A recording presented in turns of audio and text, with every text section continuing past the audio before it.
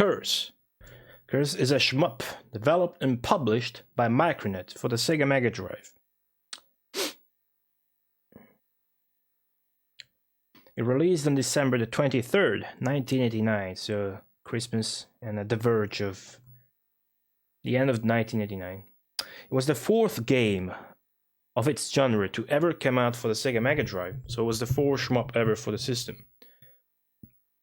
It came out after Thunder Force 2 in June, which was the first one, Forgotten Worlds in November, which was the second one, and Traxton, which also came out in December 1989, which was the third one. So this is effectively the fourth shmup for the Sega Mega Drive.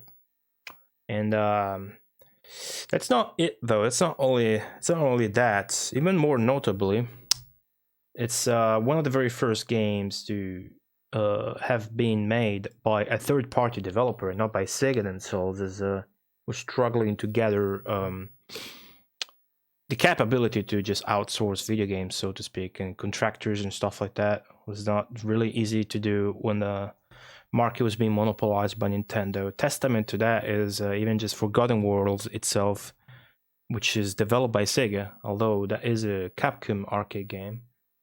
There's a lot of other examples like that. There's Strider, there's Ghouls and Ghosts, or Daimakamura, whatever you want to call it. Those are like Mega Drive ports of Capcom arcade games, because Capcom was not able yet, much like Konami too, I guess, was not able yet to develop video games for the Sega Mega Drive, as Nintendo had struck one of those contracts with them that prevented them from developing games for any other video gaming platform. So it was a year, 1989, where the Mega Drive was off to a slow start, with Sega churning out a series of basically first-party video games, mostly ported over from the arcade, as that was the marketing the Mega Drive was having back in the day. It was your home arcade system. So this was definitely one of the first outputs from a third-party developer. Now this is a 4 megabits game, half a megabyte, which was pretty standard back then, but that's basically testifying how old this game is. In 1989, you couldn't really get a big cartridge, right? Like the first really meaningful breakthrough in that regard was Phantasy Star 2. That was the biggest video game ever came out. Just the sheer size of the video game itself in megabits or megabytes, if you like. That was new and incredible. Right, so let's take a look here what we got here. I'm gonna make some space for this.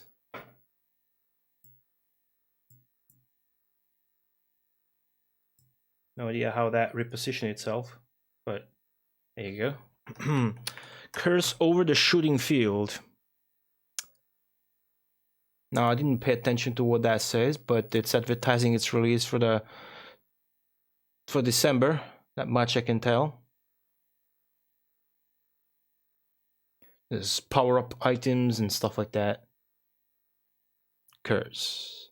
Retailing at 6,800 yen. 6,800 yen. See, that's a piece of info I was missing. It's pretty interesting.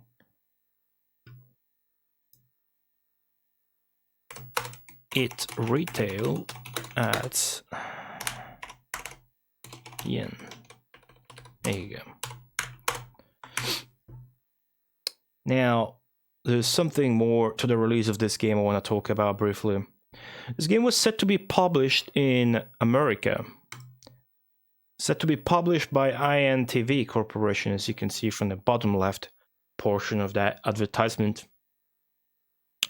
Now, if you remember, we talked about this while discussing the lore behind Normie's Beach Baby-rama and the Intellivision stuff, but INTV Corporation, that was the company that maintained the distribution of the Intellivision console during and after the video game industry collapsed in the States, effectively making the Intellivision the one and only console that was sold in the States during that period.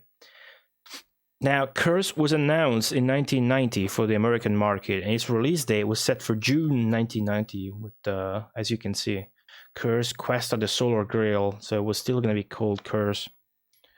It was a pretty good name for any market, I guess.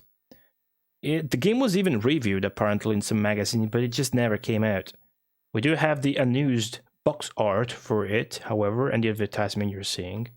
Box art would be just this, you know. It's not too bad. Of course, it's nothing as glorious as the original one, because that's just very freaking good. So it kind of retains the lady head with the cables too. I mean, it's a pretty good art work. Could say the perspective is fucked because the guy should be way more tilted, but who cares? It's pretty good nonetheless. Let's see what the ad actually has to say there. An intense shooter that looks and sounds great. Boy, am I holding you on the second one there. Really wish you're telling the truth. We'll see. I have high hopes for the soundtrack of this game. Alright, let's see if we can read this. Curse, the quest of the Solar Grail. To escape the planet's surface, eradicate the oncoming forces, penetrate the mothership, and destroy Medulla. This is the type of game that the Genesis does to complete perfection. That's pretty much right. Sega dishes up an event more impressive, an even more impressive blast them up, loaded with power-up capsules to retrieve, bonus incentives to shoot for, and sizzling bosses that are packed with power. I like the capital B in bosses. Fly an attack craft through alien hazards, destroying everything in sight to reach the ultimate goal in each round. Along the way, you can enhance your weapons even more. An intense shooter. And you see the logo INTFG Corp, as discussed previously. Hey Jack, hey Tonda, it's Lie Guy Badass. Yo, Skip Natty, thank you very much for the raid, guys. We're just getting started here with some lore about Curse. We're about to play this game, but first, we're discussing what little there is to say about the background of this game and their developer and its developers. There's not too much out there, but we're still looking at it, of course. Now, that's pretty much all we got for the visual shock, so to speak. Again, not too much to discuss. I had a pretty hard time even just giving names to the blocks there. Let's discuss briefly what Micronet did. Now, Micronet has a modest history of computer games in the 80s, starting with Harvest, which is a Sharp X1 game released in the 83, so that the first game they made came out in 1983. Now, Micronet still has a website up, but it's hard to find anything meaningful to our channel, and there's nothing of interest and nothing. Not too much video game related is what I'm trying to say. There's some Mahjong games. They published an RPG for the 3DS or Windows in 2000 something, but nothing too interesting. Now we mentioned Harvest for the X1 by Sharp in 83. Again on the X1 a Flicky port and Helicoid on the FM7. And 1985, then in 1986 an MSX port of Flicky, Shades for the Spectrum and Sinclair computers, and then 3 versions of RoboRest 2001. One for the X1, one for the FM7, and one for the PC-88. Those were all put out by Macronet, mostly talking about games developed by them, but I'm sure there's a couple games here and there that are just published by Macronet. Now, a 4th version of RoboRest 2001 for the MSX would also come out the next year. 1988 was kind of the turning point as far as platforms Macronet was developing for, as they put out 2 Sharp X68000 games. That would technically put them closer to developing for the Mega Drive, as the 2 systems, even though one is a computer and one is a home console, they shared the same processor, the Motorola 68000. So you would also program in the same language for them, the assembly 68000. Now, the games put out in 1988 by Macronet were Tanba, which is some weird board game, roulette or something, and Mahjong Kyo Jidai Special, both of those for the Sharp X68000. Also, Gaben and Mahjong Jidai Special came out on the MSX. And finally, in 1989 came their first console game, which is Curse for the Sega Mega Drive. Although the computer game development almost completely stopped for them in 1990, as they would keep working for Sega and their new systems, which games such as Junction, you will listen to the soundtrack of that, it's a nice puzzle game on the Mega Drive. And then they got Warrior of Rome, 91, Raid and Tread in 91 as well, and Heavy Nova's 3 versions. I know there's a lot of people that care dearly for Heavy Nova. Yeah, the Mega CD, the Sharp X68000, and the Mega Drive version was Heavy Nova. Now, the full staff role for this game is nothing too big. There's like 4 persons credited as programmers. One of them is also credited as music. There's 2 different dudes credited for design. That's it. That makes 6 developers. And then there's 2 people on special things. So the guy on music is Shaka. It's the guy we were talking about. And he's the same guy, of course, that did the soundtrack to Junction, which we were listening to earlier, which, mind you, is really, really good.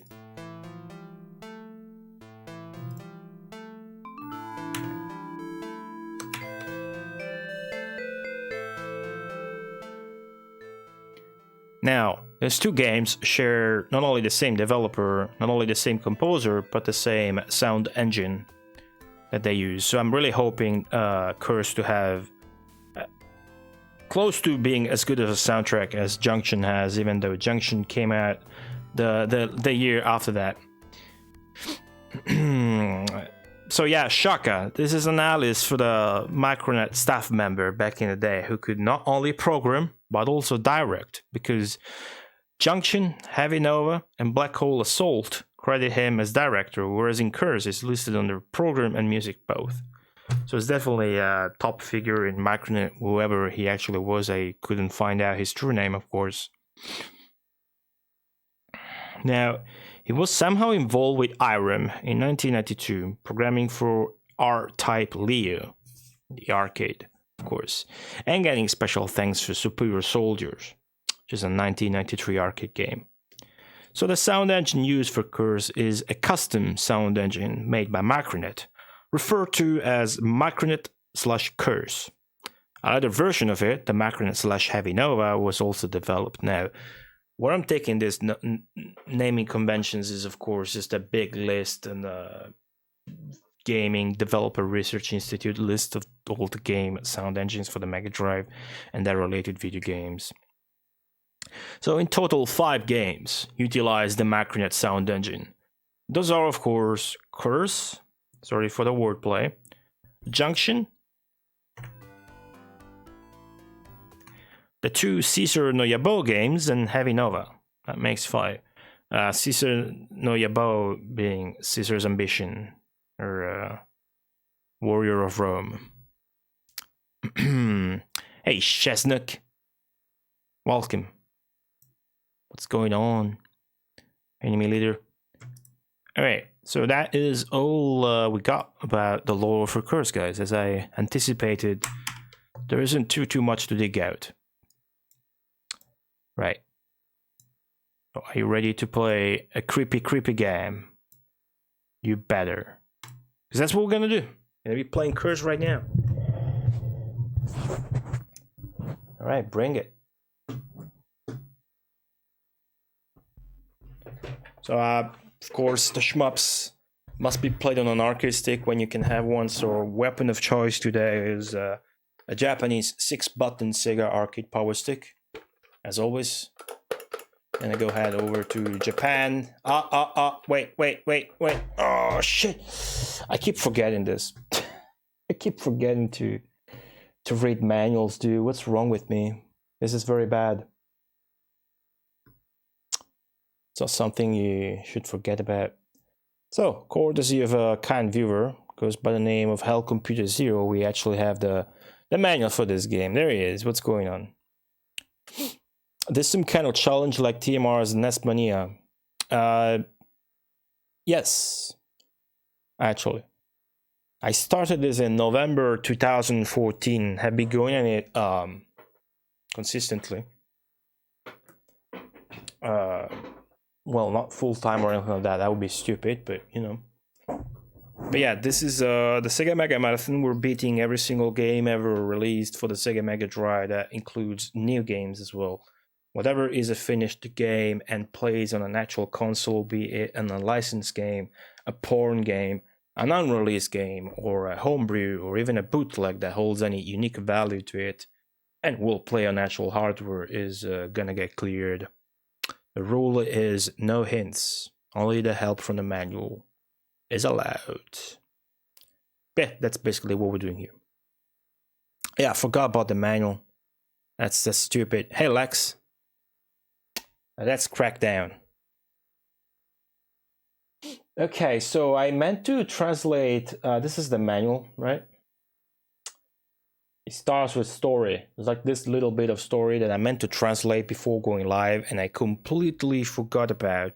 So let's try to crack up a very quick phone translation from it and see if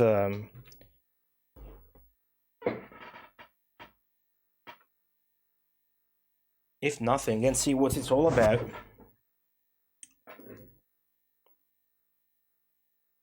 Hey, Shrapnel. Yeah, well, I wouldn't say considering. He's been working on it. It's been like a month or two. He's been posting GIFs, pictures, and videos of the shmup he's making. That is true. Alright, let's see.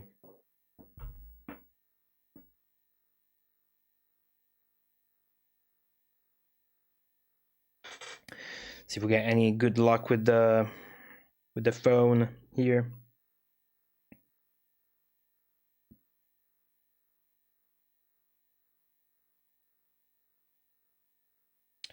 Alright, so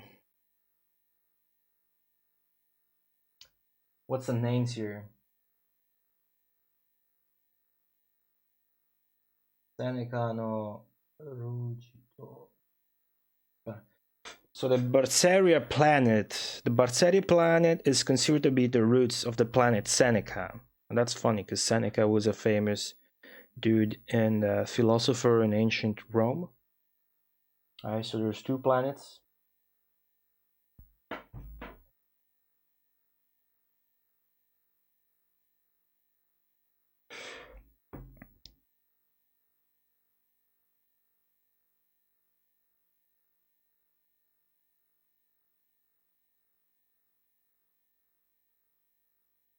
Alright. Suddenly every contact was cut off and hundreds of years passed. Berseria was forgotten as a legend, and it was a long time for those who looked up at the sky, where the twin planet had been. Right, so there's two planets, Berseria and Seneca, and the people from Seneca haven't heard from Berseria in over a century, because all the contacts had been cut off.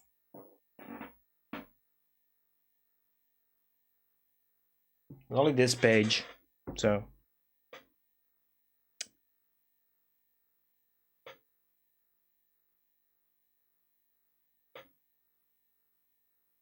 Right.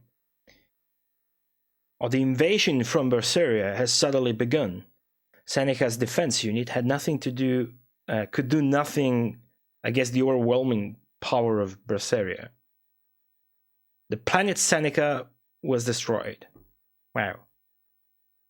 It's pretty hardcore.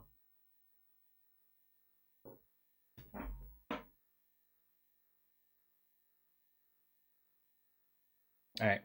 Normally I would get a more accurate translation by using my own knowledge as along with the phone. But hey, I forgot to. That's the beauty of a live stream. Never know what's gonna happen. Maybe streamer gonna pull out his dick and get banned. Or forget to simply translate a few lines from a Japanese manual. But here we go. So the planet got destroyed. However, well, destroyed. They got defeated, I would say. However, the chance to fight back has come. Before the arrival of Berseria's attacking units, hit a mysterious object in the main enemy ship, Mother. Let's say actually there. Mother. It does actually call it mother. So like there's like a mothership. The Universal Interstellar spacecraft Barth Andels is about to leave, with old Seneca's hopes on it.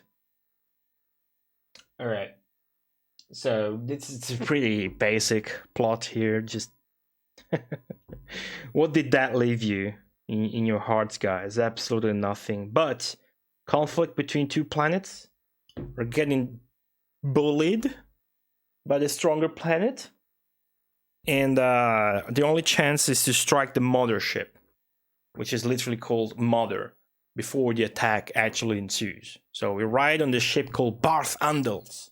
Let me see the katakana for that. Barto Anders. So yeah, Bart Andels. Actually, that's probably the name of your pilot.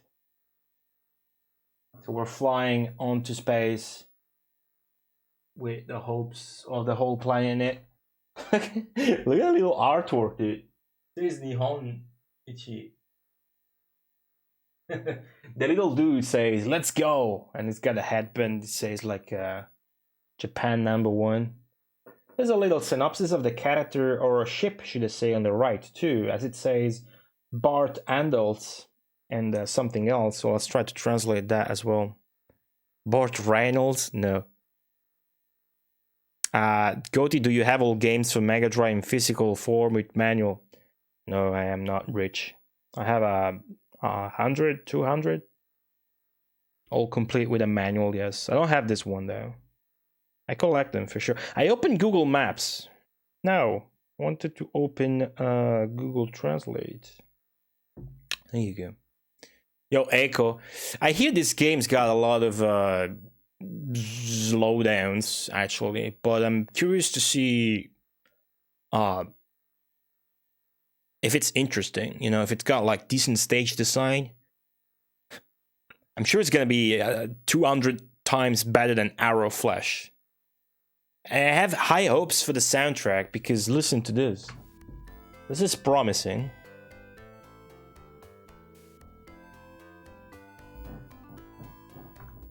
This is promising.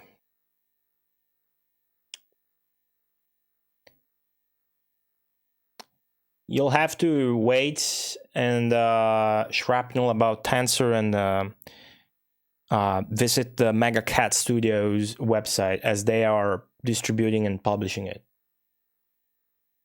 But you will be able to buy a copy for sure. Hey, Kale.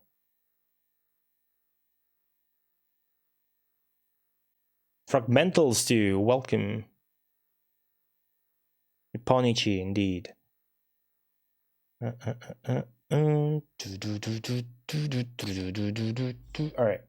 Let's see what it says about the pilot, or the ship, rather.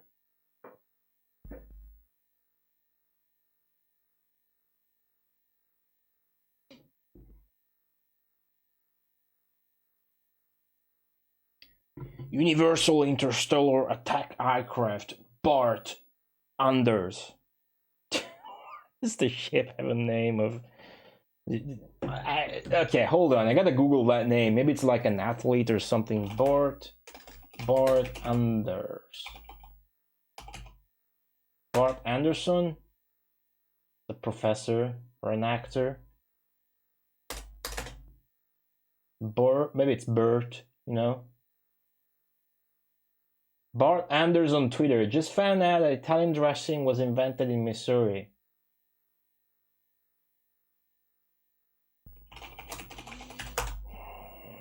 Bert Anders is pretty common name, I guess. There's nobody really famous like that. All right. What it says about this spacecraft.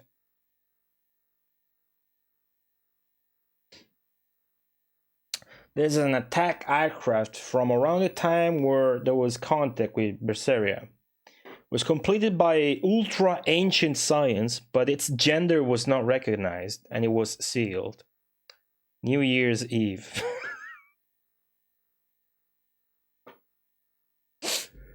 I'm not gonna put that into discussion. Let's take it as it came. There's no need to tag me, Shrapnel. ever in my chat. Not much. Surely not 3 times in a row. It's not like I have 200 people typing all at once. I like this manual packaging. There's this little dude what is in an eyeball or something.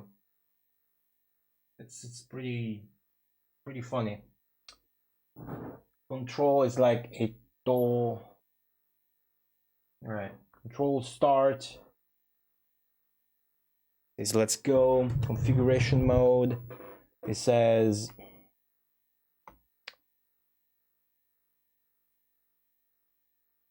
can't.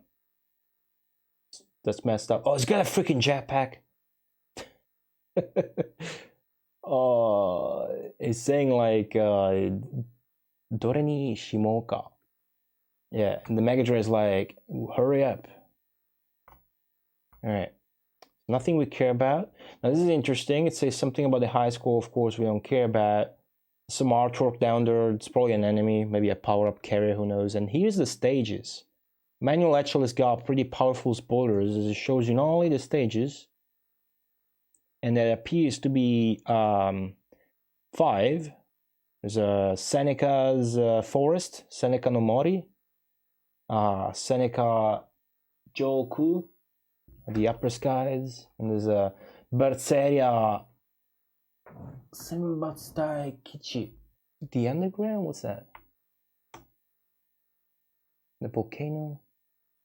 The Uchu Kukan Yugekitai. Ikkini Mazo Misashimasu. So like before entering the mothership, so you're in space, then you're gonna be in the mothership. Mother. Maza Naihu des. This is inside the mothership. That's gonna be the final stage. And then he's in depth explaining on which stage. How well can you see this? Is it like badly cropped maybe? I'm showing it to you. It is. Let me zoom out. You see there's little enemies that are shown there. Those are pretty good. Baldander. It's Bart. Bart Anders. In katakana.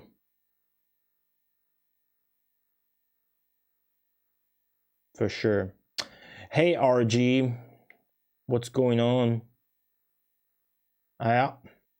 Just the one though. Just the one. Just the one. Yeah, it's Bart Anders. Right? I mean, they could have used a D instead of a T if they wanted to. Then again, you might be right. Here it tells you the bosses too, you know, it's pretty spoilful. Boss is called Big. It's probably like a bird entity. Then there's a boss used as Azonaga. The Naga serpent thingy.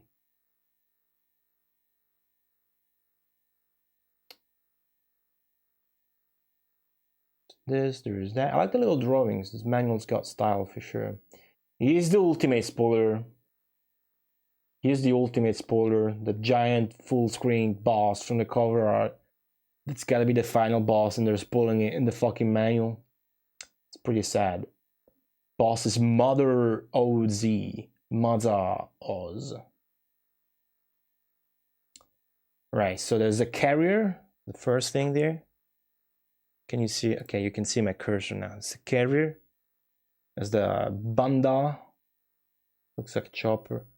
And the Anba. What the fuck that is. These are my enemies and pickups. We'll figure it out along the way for sure. Interesting into the little drawings here for sure. And the plots. Here's more weapon. What does that say?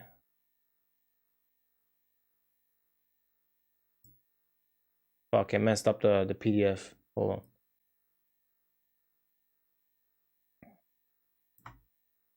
That's too blurry. It's for another day. All right, that's it. Thank you again so much, Help Computer Zero, for taking pictures of your manual for me. That was infinitely appreciated. I'm more in the mood now. Even more. So early games would have these guys telling you how to not handle your cartridge, like don't step on it and stuff like that. You would also have like a RPG looking heroes, but after 1991, of course, you would have Sonic characters.